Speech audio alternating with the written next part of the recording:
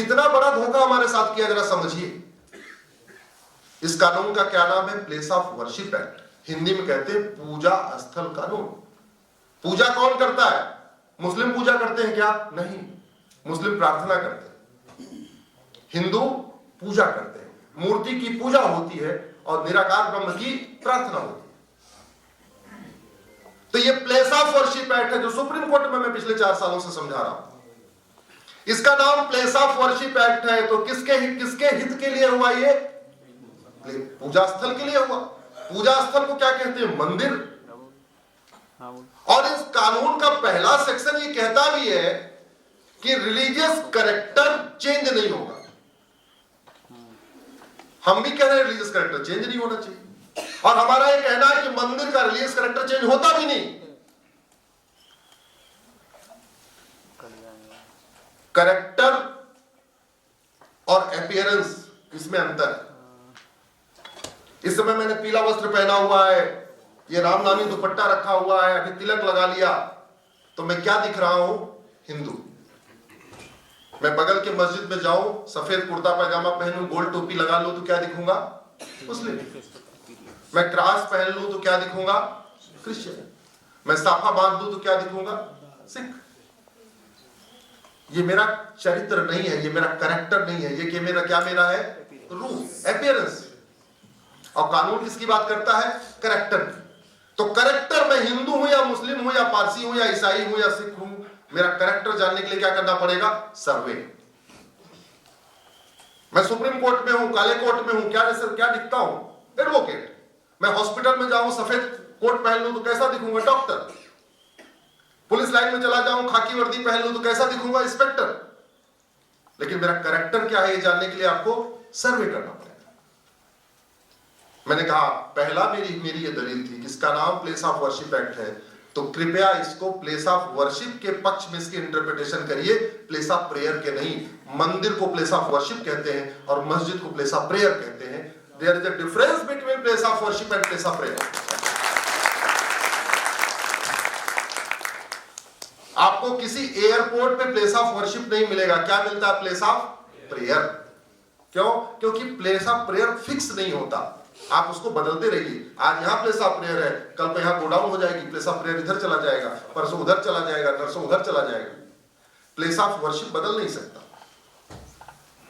Place of worship को कहते हैं पूजा स्थल। पूजा स्थल का मतलब मंदिर। हिंदूला ये कहता है एक बार प्राण प्रतिष्ठा हो गई, भगवान को आपने आह्वान कर दिया, पूजा शुरू हो गई, तो जब तक विसर्जन नहीं हो जाएगा वो क्या रहेगा? पूजा स्थल। केवल मंदिरों में पूजा नहीं होती, नीम के पेड़ के नीचे, पीपल के पेड़ के नीचे, बरगद के पेड़ के नीचे पूजा होती। भारत में ऐसे लाखों स्थान है, खासतौर पर हमारे ट्राइबल एरिया में मंदिर नहीं है, वहां पे पीपल के पेड़ के नीचे शिवलिंग स्थापित करके पूजा करते हैं। आंधी आती है, तूफान आता है, पीपल का पेड़ टूट जाता है, क्या मंदिर बदल जाता है क्या? बताइए जरा। नहीं। जैसे पीपल का पेड़ टूटने से या मंदिर की डाल, नीम की डाल टूटने से या बरगद की डाल टूटने से मंदिर का कैरेक्टर नहीं बदलता, वैसे मंदिर का गुंबद बदल देने से भी मंदिर का कैरेक्टर नहीं बदलता। Once a temple always a temple.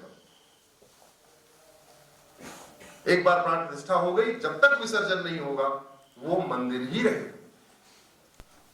और इस्लामिक सिस्टम क्या कहता है? माने ना माने अलग बात। इस्लामिक सिस्टम ये कहता है, जो इस्लामिक लॉ है, मस्जिद वहां बनेगी जहां पे भूमि समतल होगी, पुश्तैनी भूमि होगी, जायज तरीके से कमाई गई पैसे से खरीदी गई भूमि होगी, या किसी ने दान किया होगा। अब ये ना माने अलग बात है, लेकिन जो जहां से इस्लाम शुरू हुआ वहां कानून क्या कहता है वो बता रहा हूं। वहां ये कहते हैं कि किसी और के घर के ऊपर, किसी और के जमीन के ऊपर, किसी और ढांचे के ऊपर मस्जिद नहीं, जो ढांचा बनता है उसको मस्जिद नहीं बोलते, उसको मस्जिद ज़रार कहते हैं। और मस्जिद ज़रार में नमाज पढ़ना हराम है। मेरा ये कहना है, बाबर, हुमायूं, तुगलक, गजनी, गोरी ने यहां मस्जिद नहीं बनाई, उन्होंने मस्जिद ज़रार बनाई, और मस्जिद ज़रार में नमाज पढ़ना हराम। तो हिंदू लॉ के अनुसार बाबर, हुमायूं, तुगलक, गजनी गोरी ने जो गुम्बद तोड़े वो आज भी मंदिर है, और इस्लामिक लॉ के अनुसार जो उन्होंने गुम्बद तोड़ के नमाज पढ़वाया वो मस्जिद ज़रार है। तो ये कानून अन इस्लामिक भी हो गया और हिंदुओं के भी खिलाफ हो गया। क्यों? क्योंकि ये बदलने ही नहीं दे रहा। ये कानून सेल्फ कंट्राडिक्टरी है। एक तरफ इसका नाम पूजा स्थल कानून यानी मंदिरों के हित में करेक्टर की बात करता है, करेक्टर बिना जांचे पता नहीं हो सकता, और अगले सेक्शन 3(4) में कहता है आप उसको बदल नहीं सकते। अरे भाई, जब हमको चरित्र पता चल गया कि ये मंदिर है तो फिर उसको बदलेंगे नहीं, तो फिर बात कैसे बनेगी?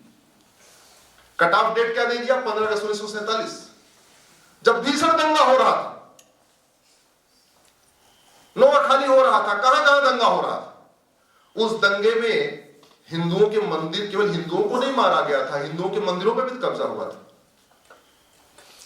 ये कानून पे बनाने वालों से मैं आज पूछता हूं, और जो लोग सुप्रीम कोर्ट में दुहाई दे रहे हैं, एक बार उनसे भी पूछा जाना चाहिए, समाज को पूछना चाहिए कि 15 अगस्त 1947 वाले दिन, जिस दिन इतना भीषण दंगा हो रहा था देश में, उस दिन अगर किसी मंदिर पे कब्जा हो गया तो वो जायज हो गया।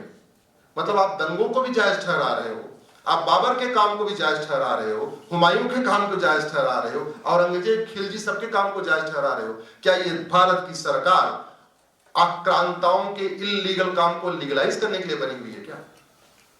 कानून इल्लीगल काम को लीगलाइज करने के लिए बनता है, न कि इल्लीगल काम को इल्लीगल घोषित करने के लिए बनता है, न कि इल्लीगल काम को लीगलाइज करने के लिए। ये कानून बना के कोर्ट का दरवाजा बंद कर दिया, ये कानून बना के वहशी दरिंदों के इल्लीगल काम को लीगलाइज कर दिया। ये कानून पब्लिक ऑर्डर की आड़ में बनाया गया, और पब्लिक ऑर्डर केंद्र का विषय नहीं है। अभी आप सुनते होंगे जब किसी राज्य में दंगा होता है तो एक सफाई आती है केंद्र सरकार की तरफ से कि लॉ एंड ऑर्डर किसका विषय है? राज्यों का। ये सुना होगा आप लोगों ने बहुत बार कि लॉ एंड ऑर्डर किसका विषय है, और यह कानून लॉ एंड ऑर्डर के नाम पे बनाया गया, और लॉ एंड ऑर्डर किसका विषय है? राज्यों का। तो सेंट्रल गवर्नमेंट को पावर ही नहीं थी कानून बनाने की, लेकिन बना दी, लॉ एंड ऑर्डर के नाम पे बना दी। ये कानून हमारे देवी देवताओं में भेदभाव करता है। भगवान राम भी विष्णु के अवतार, भगवान कृष्ण भी विष्णु के अवतार। अयोध्या को तो कह दिया ठीक है भैया, अयोध्या का मुकदमा कोर्ट में चलेगा, लेकिन मथुरा का मुकदमा कोर्ट में चलेगा नहीं।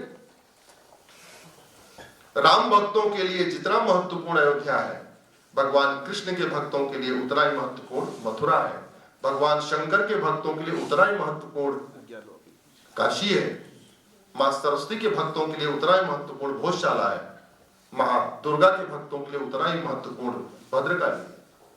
आप हमारे देवी देवताओं में कानून बना के भेदभाव नहीं कर सकते। ये कानून हमारी पहचान जो मिटाने की कोशिश की गई उसको लीगलाइज करता है। ये हमारा राइट टू रिलीजन छीनता है। ये हमारा जो फंडामेंटल राइट है कि हम अपने मठ मंदिरों को मैनेज कर सके, मेंटेन कर सके, वो छीन लेता है।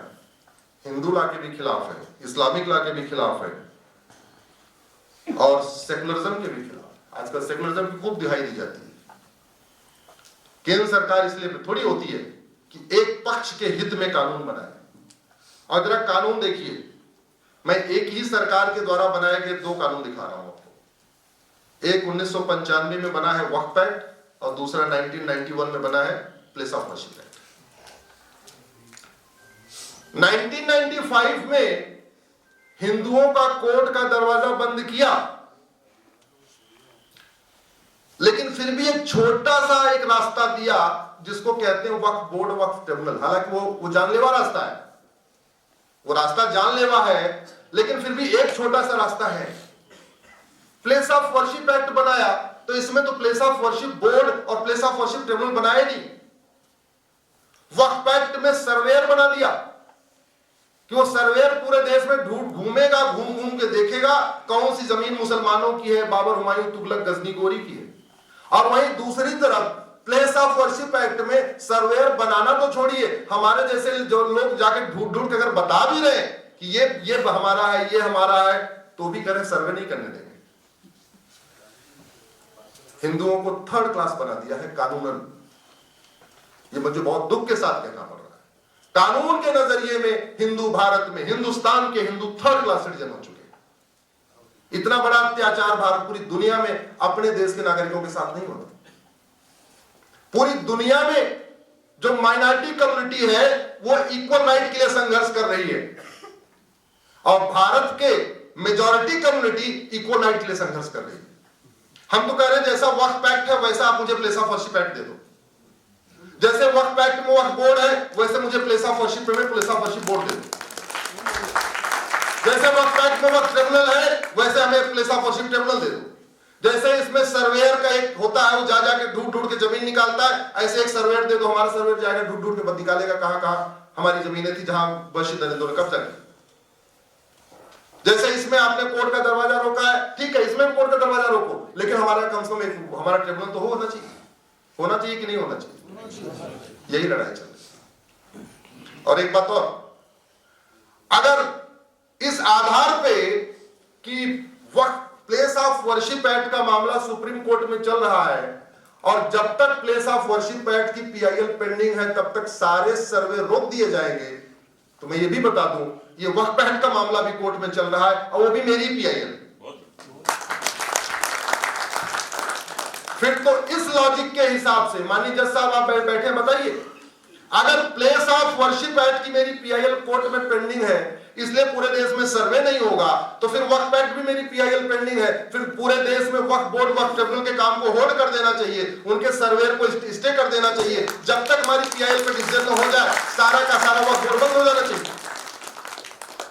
कम से कम ये इतना हमारे साथ सौतेला व्यवहार तो नहीं होना चाहिए।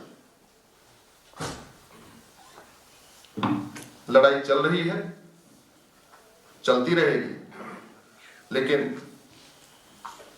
मुझे दुख इस बात का है फॉर्मर कैबिनेट सेक्रेटरी पिल्लई आ गए हमारी पीआईएल का विरोध करने, और हमारी तरफ से कोई रिटायर्ड तहसीलदार तक नहीं आया।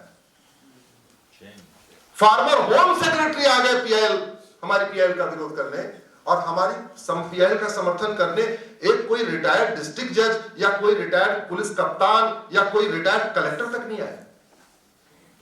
उनकी तरफ से former chief election commissioner, farmer minority commission chairman, former chief information commissioner, high court के जज, दिल्ली के लेफ्टिनेंट गवर्नर, लेकिन हमारी तरफ से आए भी तो हमें एक विधायक मिला आपकी कृपा से, ये बैठे हुए हैं, और वहां सांसदों विधायकों की लाइन लगी हुई है। आरजेडी के सांसद मनोज झा आए हुए हमारी पीआईएल का विरोध करने, डीएमके पार्टी का सांसद, ओवैसी का पार्टी के सांसद, मुस्लिम लीग का सांसद, कम से कम 7-8 तो सांसद आए हुए। पता नहीं हमारे लोगों को अपनी इमेज की इतनी चिंता क्यों है कि अरे मैं तो कलेक्टर था मैं कैसे पीआईएल करने जाऊं, मैं तो कप्तान था मैं कैसे पीआईएल करने जाऊं। भाई समाधान तो दो ही जगह से होता है, बीमारी का इलाज दो ही जगह से निकलेगा, संसद से निकलेगा, सुप्रीम कोर्ट से निकलेगा। जो संसद में है वो संसद में लड़े, जो सुप्रीम कोर्ट में है सुप्रीम कोर्ट में लड़े। मैं तो संसद में नहीं हूं तो मैं जहां हूं वहीं लड़ सकता हूं, मैं लड़ रहा हूं। लेकिन जो लोग बैठे हैं, मैं बता दूं बाहर से तमाशा देख के बात नहीं बनेगी, कुछ न कुछ तो करना ही पड़ेगा। हरिहर मंदिर में अच्छा उनका अगर आप तरीका देखिए, दलील क्या दी गई कि भाई कानून को स्टे कर दीजिए, कह रहे जी सर्वे हो रहा था तो संभल में पत्थरबाजी हो गई। पत्थरबाजी किसने किया? और जिसने पत्थरबाजी किया वही सुप्रीम कोर्ट में आ रहा है, कह रहा साहब स्टे करा दो और सर्वे मत कराओ नहीं तो पत्थरबाजी हो जाएगी। मतलब खुद ही आग लगा के और खुद ही बता रहे जी आग लगी हुई है आगे और मत बढ़ाओ। हम लोगों ने पत्थरबाजी किया नहीं। और वैसे भी ये मामला हिंदू मुस्लिम का थोड़ी है, ये मामला भारत की संप्रभुता और विदेशी आक्रांताओं के बीच में। मुझे समझ में नहीं आ रहा है, बाबर, हुमायूं, तुगलक, गजनी, गोरी, तुगलक, खिलजी, औरंगजेब के वंशज नहीं आ रहे सुप्रीम कोर्ट। आना तो उनको चाहिए था। किसको आना चाहिए था? भाई जिन्होंने तोड़ा था, अगर वो लगता हम रिस्टोर करवा लेंगे तो उनको आके विरोध करना चाहिए। और आ कौन रहे? जिनके नाम तो बाबर, हुमायूं, तुगलक, गजनी, गोरी जैसे नहीं लगते। रोमिला थापर जी आ रहे, मनोज झा जी आ रहे, पंडित मनोज मनोज झा आ रहे। जब तक समाज ऐसे लोगों को घेर घेर के सामूहिक रूप से उनको शर्मसार नहीं करेगा, उनकी हिम्मत नहीं टूटेगी। ये जितने मैंने नाम पढ़े 150 वकील, क्योंकि उनको पता है कि हमें कोई शर्मिंदा करने वाला नहीं। ऐसे लोग शर्मिंदा करना चाहिए कि नहीं करना चाहिए? अरे अब तुम लड़ाई में हमारा सहयोग नहीं कर सकते हो तो कम से कम सामने से तो मत लड़ो। हम लड़ना होगा तो हम लड़ लेंगे सलमान खुर्शीद साहब से, तुम तो मत आओ हमारे सामने लड़ने। उस दिन हमें ऐसे लगा, अभिमन्यु की कहानी मैंने पढ़ी तो थी, लेकिन मैं सोच रहा था अभिमन्यु घिरा होगा तो कैसे घिरा होगा। सारे अपने घेर के, जैसे अभिमन्यु को खड़े थे, ऐसे सारे अपने हमारे घेर के बैठे हुए थे वहां पे। ठीक है, 17 फरवरी को फिर सुनवाई होगी, फिर आगे उस पर बात बनेगी।